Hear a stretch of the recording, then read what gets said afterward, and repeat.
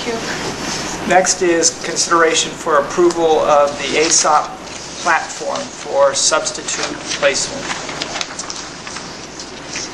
Mr. Gordon's going to handle this. Embedded in the Neptune under this agenda item are 4 different documents, and they talk a little bit about ASOP. ASOP is a substitute placement and absence management tool that's really technology driven. ASOP has been around for quite some time. It's used by a number of the districts in the local area and throughout the state of Wisconsin. I believe Onalaska, Holmen, and Sparta, as well as a number of other districts, are currently using ASOP. We've looked at ASOP probably 2 to 3 years ago, and I think for no other reason than we just were not quite comfortable with making that change, or we had other priorities at the time. We decided that we were not going to move forward with it, but given I think it really came to the forefront last year when we looked at our security, or implemented our new security protocols, and part of that discussion was how much additional work that was going to create for the building secretaries. In some of the buildings, specifically the high school, we actually moved a secretary out of the office area into the basically the security vestibule, and our secretaries at all the buildings are picking up a little bit of that greeter service, or all the greeter service. And one of the suggestions to improving efficiencies for them was to start implementing ASOP. What ASOP will allow us to do, instead of having people calling substitutes, the software itself and the substitutes will look at the ASOP system and start looking at placing substitutes through that. So a typical day would look like this. You would start in the evening, and you may or may not have teachers that need to have the next day off for a variety of appointments, conferences, or workshops. That teacher, if it was approved, would go to ASOP, call in, and say, I need a sub for this day. The system, they would either call it, or they can do it electronically. Once that request is generated, that request is sitting out there, and substitutes can either log on electronically and basically apply for the job. And it is a first come, first serve type of system. Or if it's not, a sub isn't generated, they would actually start calling. So are you kind of getting a visual of how this happens? This is during the day. So instead of having our secretary manually take the paperwork, start calling the substitutes, the system would actually take care of that for us. So that's going to hopefully free up some of their time in probably about 15 to 20 minutes a day, maybe a half hour on a day, depending on the amount of subs that they might have to call. And I have had the luxury of calling substitutes, and it is a lot of work, because you have a list that may be this long, but on that list there may only be 3 or 4 people that are available. So you start at the top of basically the list and start working your way through the system, or the middle, or the end, depending on your particular system. This takes all of that out of it. The district can set up rules and guidelines of who we call and who we don't call. So it's designed very specifically to the teacher in the building. For instance, a teacher can request a specific substitute yet for a room, and if they're available, they can take that job. So in the morning, what we have is we have a staff member at the district office at about 5 o'clock in the morning, and they're taking phone calls already, or starting to process substitute calling. That will take that away for the most part. Now that person will spend about an hour a day, just making sure that we have the substitutes, because if any job isn't filled, we have to deal with that, and there still is that potential. But overall, I don't know if $1 for $1 for the estimated cost of the annual subscription, which is about $6,500, if we will see those savings in dollars, but we will see considerable savings on efficiency and what people are doing in their offices. For example, at the district office, we have eliminated, or are proposing in the eliminations there, one of the support staff members that was working in the IT department.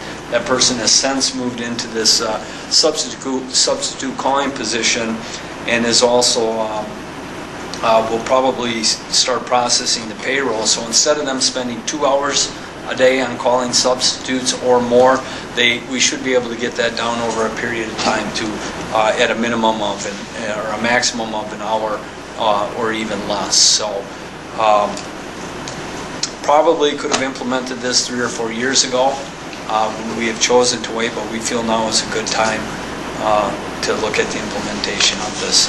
Again, the annual subscription is for the software is about $6,500 a year, and the implementation fee, one-time implementation fee of $5,000. So the total expenditure for this year would be approximately $11,500, again with an ongoing subscription fee for about $6,500.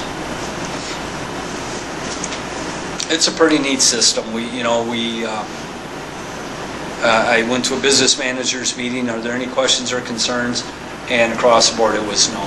It works as good as they claim that it does. So we would look towards implementing this in the start of the fourth quarter. It will not come without some pain. I will assure you of that. It is different for our substitutes. Their priorities, they will have to get used to it, but my mother just recently, former teacher, is now a substitute and is working with ASOP, and I wouldn't say anything like if she can do it, anybody can do it, because she's much smarter than that, but she's handling it and making a good run with it, so it works. How often would it have to be upgraded? Once a year. It would just, when you say upgraded, it's a 1-year annual subscription, and that's upgraded on an annual basis. Oh. So if they have any updates, that comes with that annual subscription. Unless they change it completely, then they may come back, but I'm not aware of any of that happening. So, again, to the best of my knowledge.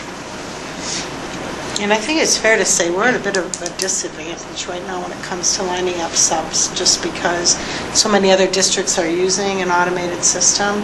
So, they are alerted to openings, and so then they're not available when we're calling at 7 o'clock in the morning, 6:30 when Shelley right now comes into work to see who's called in between 3:45 the previous day and 6:30.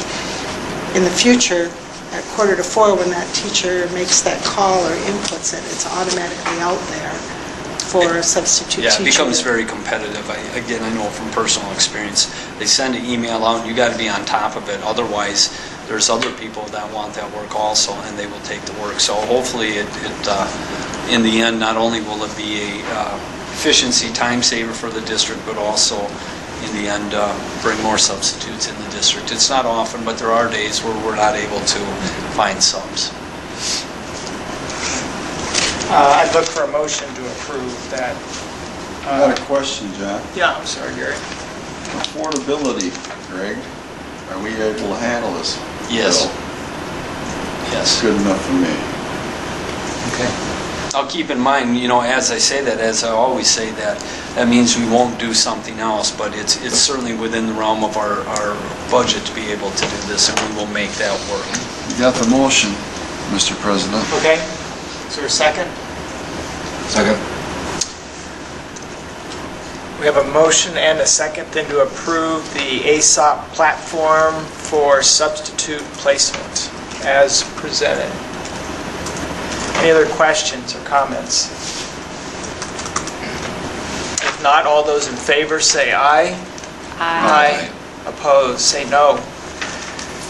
The ayes have it, and the motion carries so that ASOP platform is approved. And again, I just want to emphasize, and I should have did this in between, but it's a transition that's going to take time for everybody to get used to. So it won't be completely painless for everybody involved. But as we look at other districts, they make the transition, they do find it, it'll be good. So I just want you to know, you may or may not hear things through the transition. Hopefully it'll go fine. We'll get plenty of training out there, but just so you know, it can. Change can be hard. Yes, it can.